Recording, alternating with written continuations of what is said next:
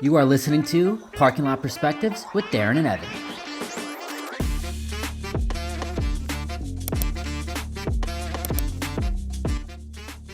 Ladies and gentlemen, welcome back to Parking Lot Perspectives, episode 3. Megalopolis this week. Megalopolis. Wow.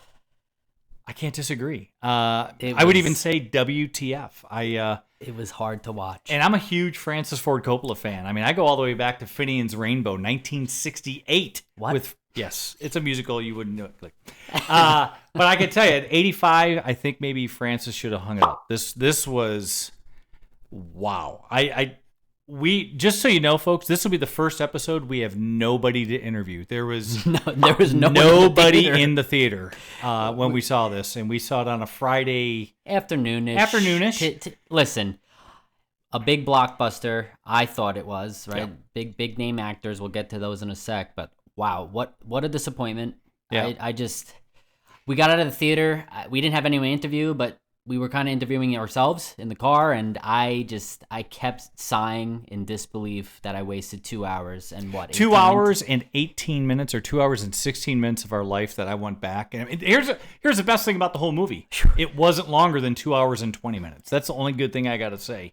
We'll break it down, right? We're going to go through our typical flow of show here and make sure we talk about this. But folks, right off the bat, save yourself some money. Don't waste it. And I think you even mentioned in the car, don't even wait for streaming. I mean, no. You know, everyone says, it's not worth your time going to the movies. Just wait till it come out on Netflix, HBO. Don't even wait for it. If it pops up on there, X that out. Go to the next movie. Yeah. Whatever starts with M, not Megalopolis. Yeah, good call. So, interesting story about this, and I'll have Ev break down the plot here because it's a pretty simple plot. But I will say that this was kind of 40 years in the making, and Francis Ford Coppola funded this out of his Zoetrope company, same way he did Apocalypse Now, Rainmaker. So he put up $120 million of his own money, and I don't think that was enough. I don't think he's going to get $1 back. This was a train wreck from start to finish. 5 minutes into the movie, I looked at Ev. Again, we're the only ones in the theater. Yeah. And I'm like, what the hell is going on? And folks, artsy. Some of you might be saying, well, it's really an artistic movie. And I'm going to tell you all, good luck on that one. No. So, Ev, what is this all about? I'm reading it right from Google there. I'm going to be honest. I'm not. It's a sentence, right? The city of New Rome is the main conflict between Caesar, a brilliant artist in favor of a utopian future, and the greedy mayor, Franklin Cesario. Yeah. I think the big thing we noticed about all the actors, by the way, ton of actors in this, right? There was just major actors. We'll cover them and their characters. But I think the one thing was interesting right off the bat because it's set in New Rome. Evan and I immediately noticed every one of the male characters had a Roman haircut. Looked like George Clooney right after ER, when he was on ER. It had the comb forward, looked like Julius Caesar. Couple of people look like Kramer from Seinfeld. Very true. But hey, why don't we jump into the characters? So the first up is Adam Driver. Who does he play? He plays Caesar Catalina.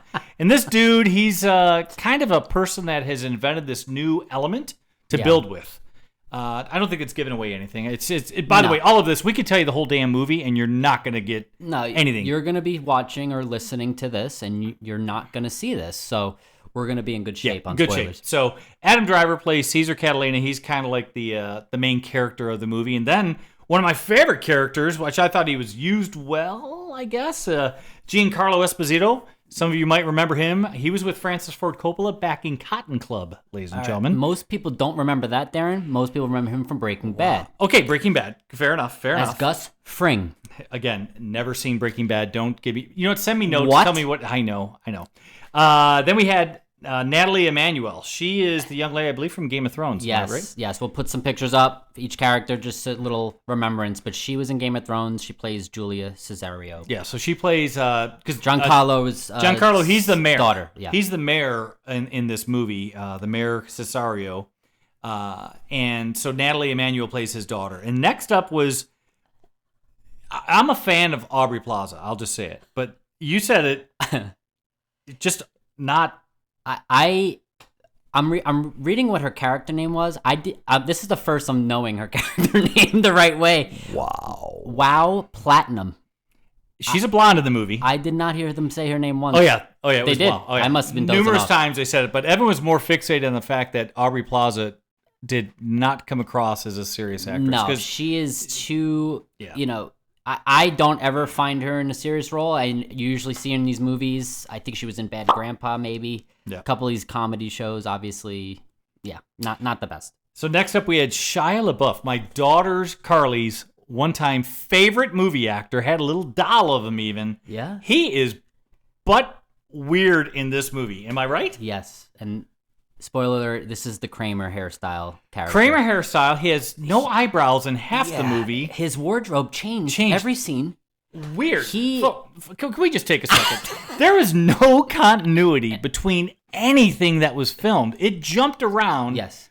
Evan and I were looking at real quick. We looked at somebody else's review on this. And what they said was, did Francis Ford Coppola smoke 40 joints before he made this? I think he did. It was so incoherent. We should have taken some LSD before we went there. LSD might have helped us maybe enjoy the movie. A lot of scenes would have been helpful. So the next character, John Voight, he actually, what was it? He was Hamilton Crassus the third. He's like the richest guy in the world in this utopian society in the future. Yeah. He was not half bad. I think I liked him at the end with what he did at the very end. But I think everyone will, if you do see this, God help you, he has a part that I think you would enjoy. But that was it. That was like about 2 hours, 20 minutes, about 5 minutes. You enjoy it. Yep. Next up, Lawrence Fishburne. Yeah. He plays the narrator. Fundy Romaine. He's a narrator. What you talk about that? You made some comments. Listen, I'm sitting here. There's scenes, not trying to give everything away, but there's scenes where he's narrating like font on the screen, and it brought me back to like that high school, where they wheel in the old school TV, and then that's the historical movie they're about to show us with some. Usually it's who is it? Does the narration? We'll get back. Morgan Freeman. The voice of God. Right? Yeah, so I had an issue with Lawrence Fishburne in this, only because I love Lawrence Fishburne, and he played the butler to Adam Driver's character, Caesar, right?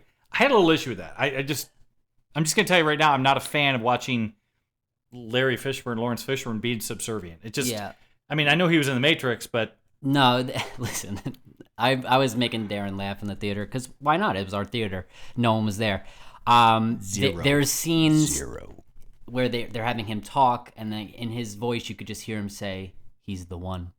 Yeah, right? When he said he's the one, he's like, "The Matrix." I was like, "Oh man, that was good. It was great." I was waiting for Neo to pop up. Keanu Reeves would have made this movie better. A lot better. Next up, as Coppola does in most of his movies, he uses some kind of family member. So he brought his sister in. Evan was not aware that Talia Shire, for those of you that might remember, Rocky, she was Adrian. So she's in the movie. She plays Constance Crassus Catalina. So she's the sister of John Voight's character and the mother of Adam Driver's. That is correct. So, again, weird use of Talia Shire. I don't even know what the hell was going on there. I think she was in the movie 10 minutes. If that, and I didn't understand a damn thing. No. Okay. She could have been avoided. It's funny. We said this in Beetlejuice. A couple of characters could have been left out. The movie would have been fine. Honestly, all the characters could have been left out, and the movie just would have never been produced. Yeah. So it would have saved us 2 hours. I'm sorry. Folks. I'm sorry. It was not a good out of one. all the movies, right? This could be one of the worst movies I've ever seen in my life. And I apologize for those out there that take offense, but that's what we do our podcast for. It's our opinion. I don't think welcome to have yours. Anyone on this roster, on this cast list, is complaining because they all got paid. They all got paid. So, speaking of got paid, Talia Shire's son, another Coppola bloodline, Jason Schwartzman, is in the movie. He kind of plays the helper to the mayor. Yes. Kind of inconsequential. Why the heck? Yeah. Okay. Just, again, another pointless character. Yeah. I don't want to be repetitive on this episode, but there was no use for a lot of these characters. I didn't care what happened to them. To any of them. Things happened. I didn't care. I just sat there, kept eating my popcorn, and moved on. And it was another large item of popcorn. It was small. It was still large. It was small. I'm only going to cover one more person, because there are a few more, like James Remar, D.B. Sweeney's in this, but I'm only going to cover the next one, if you don't mind. Chloe Fineman. She's the blonde on SNL, Saturday Night Live. Yeah. She actually did. I thought she was kind of the only person I liked because she was fun, and I didn't see her as she played a character like she would act in SNL. Yeah, which fit her perfectly. Yeah. Aubrey Plaza, no, right? Yeah, her character was not. Let's dive into that just for a sec, because Chloe Fineman, those of you who don't know, she's been on SNL a few years. She does a really good job, and I think she played this. I did not expect her to be in the movie. I didn't know she was in it, but Aubrey Plaza, when she's on the screen like almost immediately. Yeah. I just didn't. It wasn't. We talked about this. I hate to go back to old episodes, but believability, and she was just not believable. No. I mean, she was. It felt like an SNL skit that wasn't a good skit, right? Wow, well put. This could have been a 12-minute SNL skit done, and saved Francis Ford Coppola $120 million. He would have paid $12. Done. Everyone gets a snack wrap for lunch. I don't. It could have been avoidable. But we saw it. We stuck in the theater. If I didn't do a podcast episode review, I would have been walking out. I actually said to Evan 20 minutes in, "What would we do on the podcast if we just walked?" We would just review another movie. We'd have to walk into another one. There's only two other movies I've ever had a bad experience in. Bowfinger with Eddie Murphy. I walked out of that movie theater. I'd never even heard of that movie. Yeah, old movie. And then there was a movie called I think it was Showtime or Slow Time or something. With Dabney Coleman, my wife, her brother Mike, and her uncle Kevin, we all fell asleep in the movie. Yeah. This was, I had times I could have just fell asleep. Yeah. And you could woke up at any part. No. Yeah. I mean, I laugh because a big talking point in the movie is time management, right? Having to control time. Whatever. I wasted my time. I mean, I wish there was a button I could have hit to stop time, make us go backwards, not go into this theater. Yeah. But we did. There was one other character, Darin. Her name is Grace Vanderwall. So she actually was, I think, on America's Got Talent or American Idol. So she was actually a contestant. Huh. So she plays this character, Vesta Sweetwater. Okay role again. I didn't really see the use for this character. Not in the movie long. Yeah, it broke up a little maybe bit. Maybe 15 minutes in the movie. Giancarlo Esposito kind of. They added singing because she's a singer. She got a nice voice. Yeah. I give her that. But hey, this is Megalopolis. Less is more. So typically at this stage of the podcast, we would go to talk to the customers, the moviegoers like us that watch the movie. Yeah. Nobody was there. Movie. We said, you know what, we're still going to do this episode, right? But just know our goal is to really try to interview the moviegoers. Right. I think it says a lot when the movie theater is not crowded or anyone. And there was people who had purchased tickets didn't show. Yeah, so I am able to see who, spoiler. How many seats are taken? So we know, we have our section, whatever. So there was no one in the theater, and it was a bummer, but we went. We wanted to see it ourselves. We wanted to give you a decent review. It's, again, our honest opinions. You go see it if you want. I don't think Save the money. This is not one you want to go see. So, again, this would normally be the time we talk to the moviegoers. We're not. So we're going to jump right into Francis Ford Coppola. I'm a huge Coppola fan. I've read his biography many, many years ago. Love the guy. Yeah. Love the guy. I mean, I remember him from The Godfather. I mean, everyone here listening or watching, I would think. Evan wasn't even born when The Godfather came out. Listen, my dad is a big fan. Artie. Gotta love it. Artie, you know what I'm saying? They did a nice job back then, Artie. my dad, he loves The Godfather.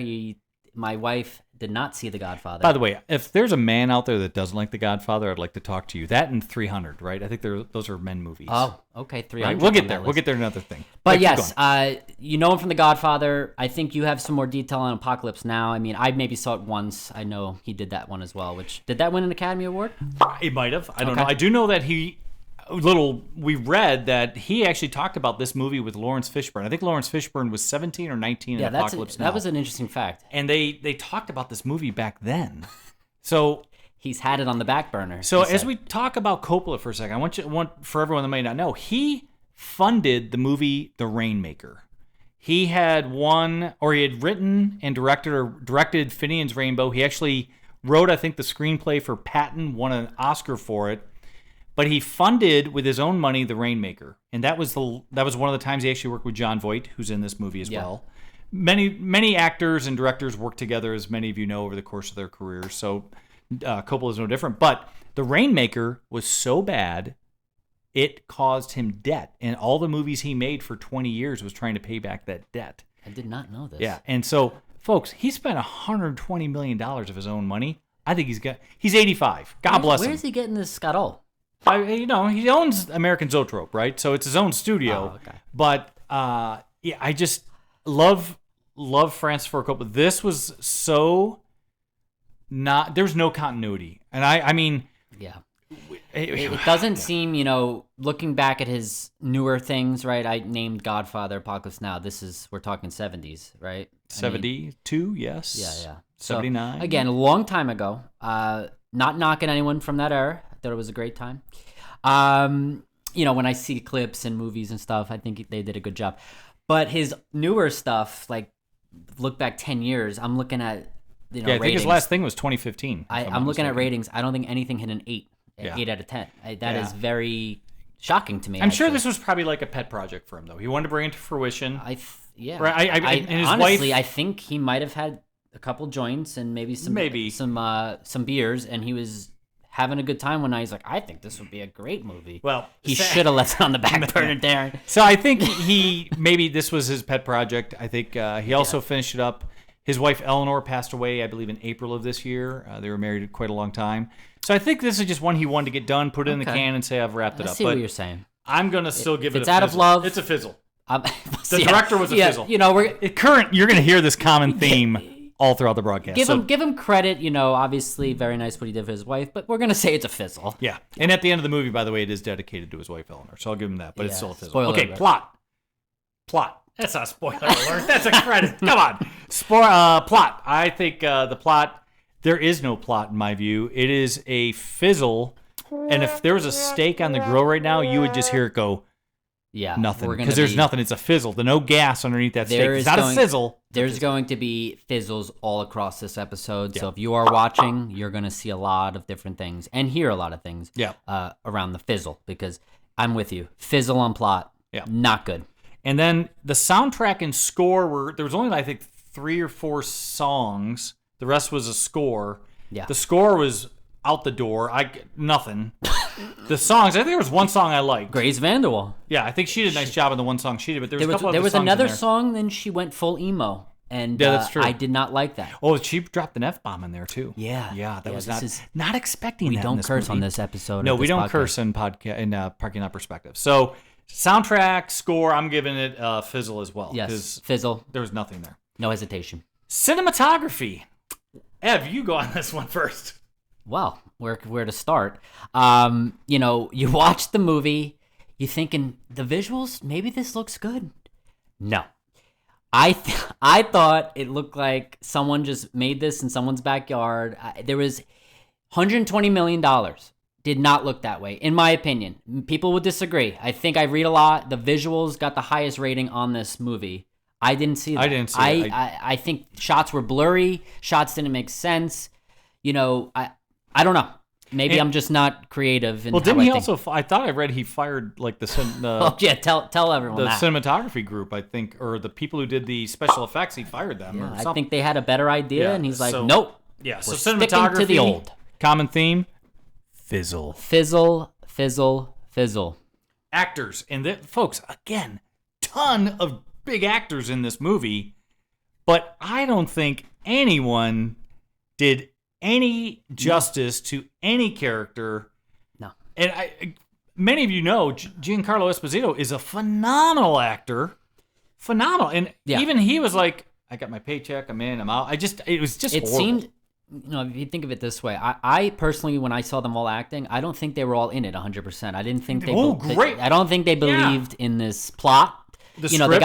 If you're an actor and you get paid, but you still have to act. And I feel like they just got paid. They didn't put any extra effort like you would see in Breaking Bad by Giancarlo, right? Great call. I think that's another good catch for yours. And every episode, Evan comes up with this thing like the rating ABCD. Trying. But this one, I think you're right. I think it was like they were 70, 75, 72% there, the movie. They weren't 100%. Yeah, great call. And that goes for all of them.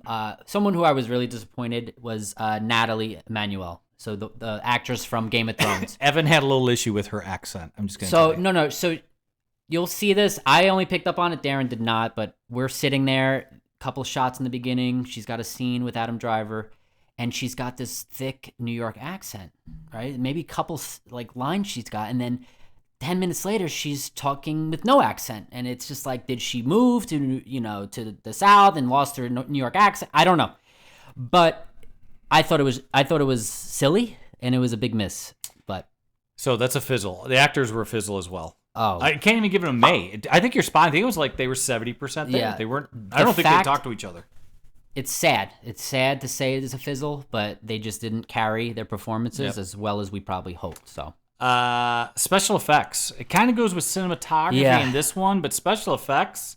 I mean, again, what the heck? They had moments, and if you do see this movie, you're gonna say, "Oh, that was a good scene." Don't save yourself the money.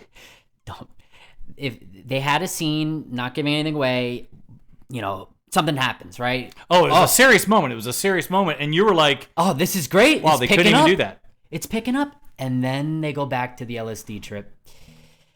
Adam Driver is not a good dancer. He quotes Shakespeare throughout this movie. Yeah. What the hell?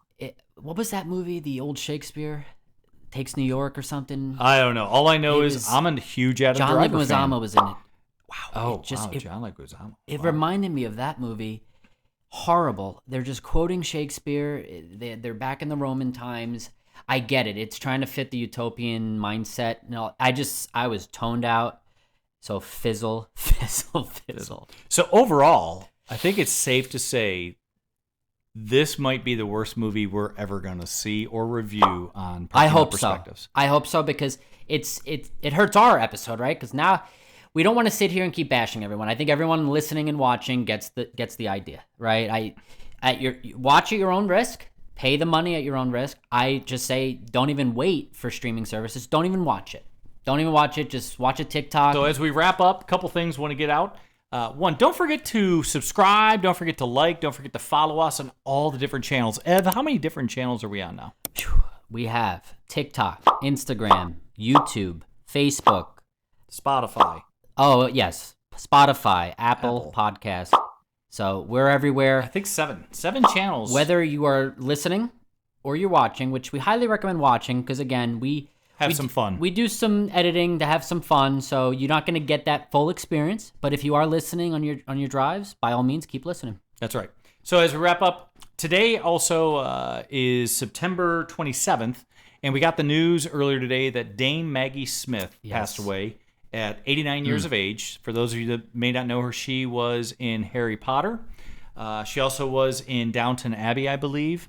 She had a fantastic career. I believe she was in the original Death on the Nile, if I'm not mistaken, Agatha Christie's movie from like 1978, 1980. Just a wonderful woman. I think my daughter Carly sent me a thing while Evan and I were in the theater because it was just us. Yep. So I opened it up and it was the tribute from Daniel Radcliffe on what he had to say about Maggie Smith. It was pretty sweet. Yeah.